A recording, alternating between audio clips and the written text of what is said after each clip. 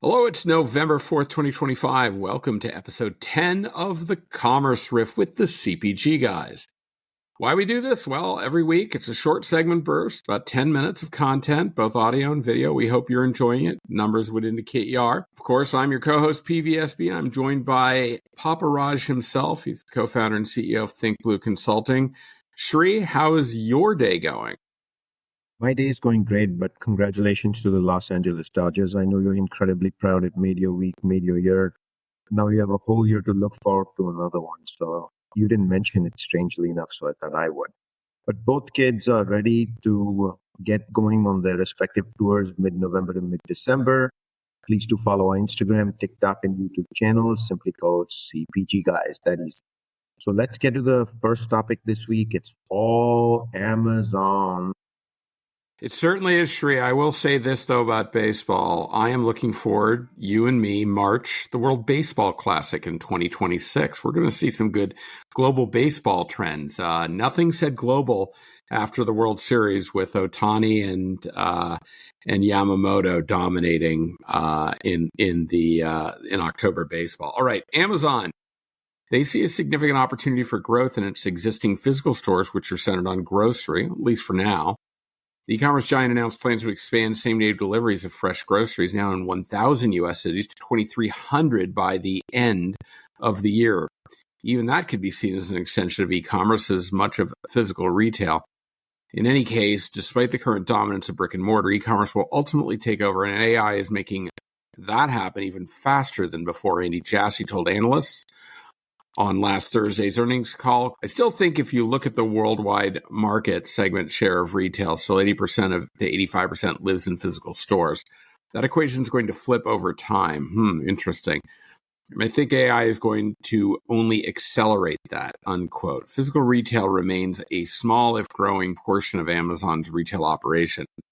However, all this is overshadowed by Amazon's announcement that they would be terminating 14,000 employees globally for quote-unquote culture reasons. Q3 online store sales rose 10% year over year to $67.4 billion, while physical store sales rose 7% to $5.6 billion, according to financial findings from Thursday's call. Overall product sales rose 9.6% to $74.1 billion. That's a price to all of that. E-commerce's worldwide shipping costs rose 8% to $25.4 billion. Several analysts noted that Amazon is taking share in retail, but other aspects of the retail business are growing faster than either the online or offline channel. Seller services sales grew 12% to $42.5 billion. Advertising grew 24% to $17.7 billion, and subscription services grew 11% to $12.6 billion. Whatever the impact of AI on the retail landscape, there's no doubt it's fueling Amazon's tech operation, and Amazon's tech operation is fueling profits. Shri, over to you. Last week we mentioned SNAP, government shutdown, November 1st. Guess what? It's November 2nd. So as a potential loss of SNAP benefit looms, grocers are rolling out new initiatives, including food donations, coupons, discounts to help combat food insecurity. Over 40 million people will currently not receive their SNAP benefits this month, November, because the USDA has said it won't fund the program due to ongoing government shutdown issues. Over 24 states are, of course, suing the administration, demanding that the nutrition program continue to receive funding while the political impasse continues. While grocers often donate food and money to food banks and community organizations anyway, several grocers announced new donation efforts in the last few days to help these SNAP consumers. Hy-Vee unveiled $125,000 in donations, $100,000 for Feeding America partner food banks in the region, and $25,000 for DoorDash's initiative to waive service and delivery fees.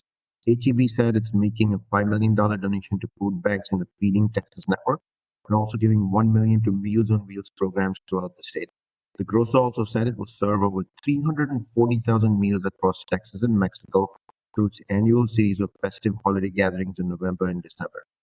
Starting November 10th, 8 grocery stores in West Virginia will provide free meals, WSAZ, the radio station, reported. Owner Jemason Sparks told the news outlet that on weekdays, people can access a pre-made dinner bag, one for each member of the family, and that on weekends, they can pick up bags containing meal ingredients along with snacks and drinks.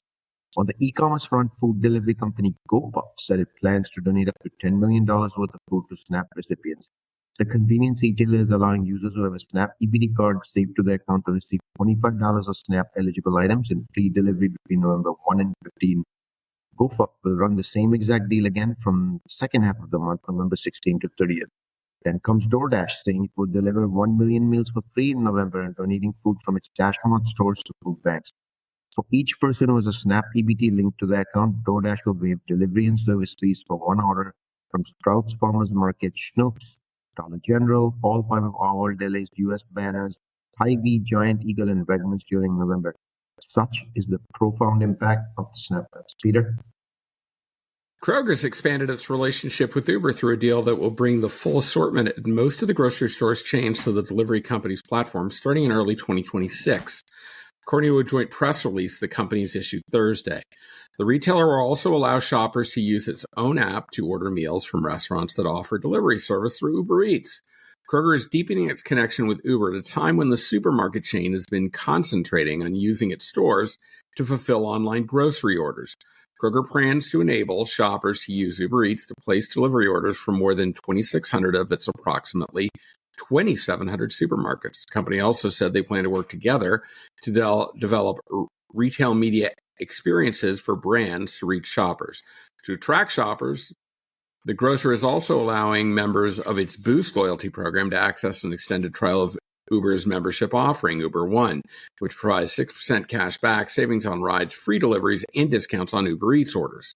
Uber One members, in turn, will have access to an extended free trial of Boost, giving them double fuel points on all purchases and free delivery on orders placed via Kroger's website and mobile app. Quote, today's announcement combines the best of Kroger's fresh food and exclusive, our brand, with Uber's expertise and proven delivery technology, creating an experience that gives customers more choice and value while introducing new customers who have different shopping needs to Kroger, which provides more data to power our retail business, unquote, Kroger's chief digital officer, Yael Cosette, said in a statement. Shri? Thank you, Peter. We thought it would be fun to go over the impact what our industry has on the overall economy, and here are some facts straight from Consumer Brands Association. Facts about our industry that are simply thought-provoking. Employment. The jobs supported by the CPG industry make up 10.5% of total U.S. employment, more than 1 in every 10 American jobs. That's 22.3 million jobs. Labor income. The total labor income supported by the CPG industry represents 9.5%, and value-added contribution represents 10% of the national GDP, or a whopping 2.5 trillion industries that are touched by CPG. The impact creates a ripple effect that positively influences and supports other industries. For example, production in the CPG industry creates demand for supplies from industries as varied as farmers growing agricultural inputs, hence the commodity crisis of over COVID, and paper manufacturers supplying cardboard boxes, wholesale, retail trade, transportation.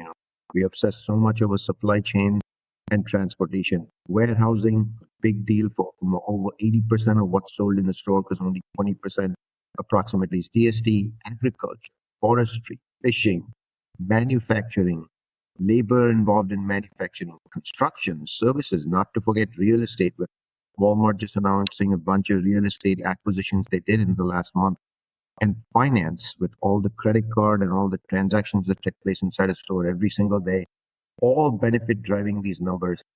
On its own, CPG alone, and not all the corresponding industries surrounding it, which I've given the numbers earlier, has 7.1 million jobs, 391.6 billion in labor income, and 667.6 billion in contributions to the US GDP. Amazing numbers, isn't it, Peter? Absolutely, Shri. Well, that's our take on relevant commerce happenings. For so many announcements this past week we thought were meaningful and could not be passed on for a riff. We do hope you enjoyed it. Please do like our posts on all platforms. Follow us on LinkedIn, Instagram, TikTok, and actually, Shri, as of this weekend, all 530 plus episodes of our podcast are now streaming on YouTube.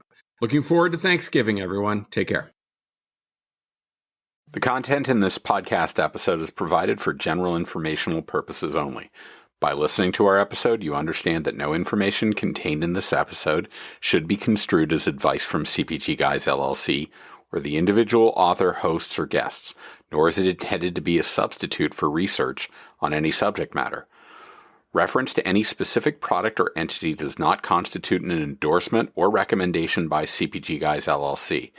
The views expressed by guests are their own, and their appearance on the program does not imply an endorsement of them or any entity they represent. The views expressed by CPG Guys LLC do not represent the views of their employers or the entity they represent. CPG Guys LLC expressly disclaims any and all liability or responsibility for any direct, indirect, incidental, special, consequential, or other damages arising out of any individual's use of, reference to, or inability to use this podcast or the information we present in this podcast.